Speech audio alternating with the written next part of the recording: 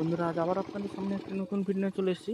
আজকে দেখতে পাচ্ছেন এই ইঞ্জিনটিতে একটি সমস্যা হচ্ছিল। ইঞ্জিনটি আপ ডাউন অর্থাৎ ইঞ্জিনটি স্পিড ওপর নিচ হচ্ছিল এবং ইঞ্জিনটিতে লোড নিচ্ছিল না।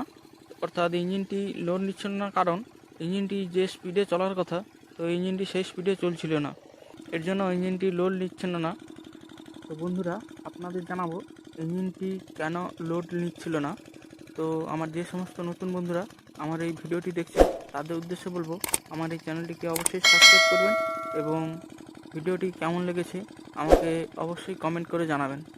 তো চলুন বন্ধুরা, আপনাদের কীভাবে ইঞ্জিনটি এখন লোড নিচ্ছে সেটি দেখাই এবং ইঞ্জিনের মধ্যে কোনো আপ ডাউন আসছে কি না সেটিও আপনারা লক্ষ্য করুন।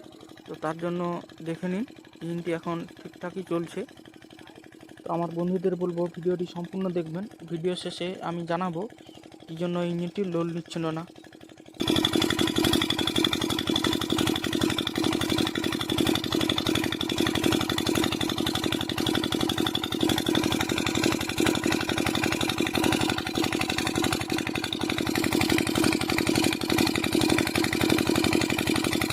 তো বন্ধুরা, এখন ইঞ্জিনটি চলতে এখন আর কোনো সমস্যা হচ্ছে না।